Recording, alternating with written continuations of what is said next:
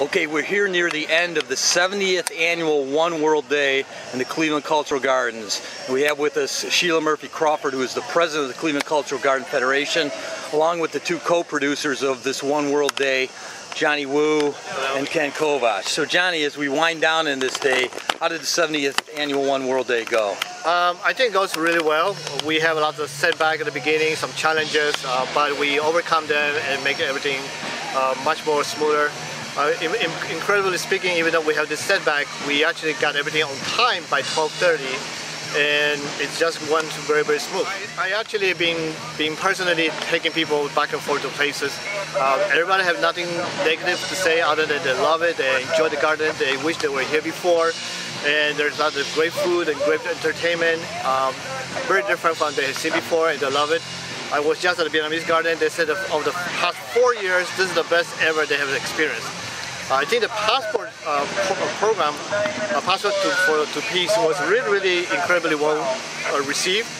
Every garden, African American garden, Vietnamese garden, British garden, every other place I've been visited, they all say that they have a huge line that they couldn't take a break, that it was just almost like they wish nobody shows up, they can eat their sandwiches. And that didn't happen. All right, and Sheila, you've been involved in many One World Days as president and as a representative of the Irish Cultural Garden. And one of the attempts this year was for the people to be exposed to all of the cultural gardens and the cultural part of the gardens. Do you think that goal was met? Oh, I think it was, very much so. And you know, I was thinking about the goals we set for this year, and one of the things we wanted to do was to involve all 29 gardens. We did that plus the 7 that are working their way in. And another goal was to make the transportation convenient, on time pretty much, so there were no huge delays, and that we were able to get people to where they wanted to go pretty comfortably. And I think that all worked very well. I got lots of nice compliments from Lolly the trolley and the shuttles, and so it went very smoothly. I was very pleased about that. The pace of the day was very calm, and it was very much like what we were after, what our goal is, to really expose the gardens and have people come down and really enjoy themselves and enjoying the gardens themselves. And that they did, and that was a great success. You know, Ken, I heard so many people say, I drive by these gardens all the time, but I've never stopped.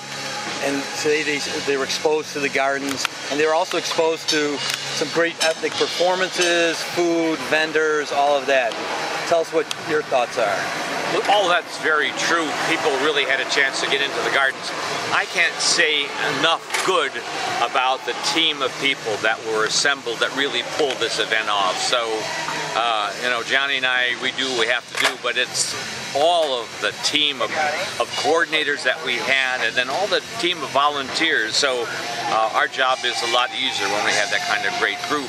I only heard very, very positive things from people that I also shuttled around. I think this is really a challenge for us to get all 29 gardens, and yeah, some gardens still don't quite, are not quite ready to participate, but hopefully next year even more gardens will be here for the centennial. And that's a good segue, because with 10,000 or so, according to the police estimates, showing up today, next year, this launches the 100th year, the centennial of the Cleveland Cultural Gardens. And I'm assuming, Sheila, you've got a lot of plans. The Federation has some plans in the works for the centennial year. Well, I think, you know, we didn't do everything perfectly, but I thought what we did went very, very well. And we have some good ideas. It really generated a lot of neat ideas for next year to make it really special for the 100th anniversary. So all that was very successful. And thanks to Kenny and Johnny, without them, I don't think it would have happened at all. And they just worked so hard for us, and I was so appreciative. And it really went well, and everybody had a great time. All right, so as we wrap up here, the day is not over for the workers here, but for the 10,000 or so attendees at the 70th annual One World Day, we hope you had a great time, and keep looking. There will be a lot happening for the centennial. Thank you. Thank you.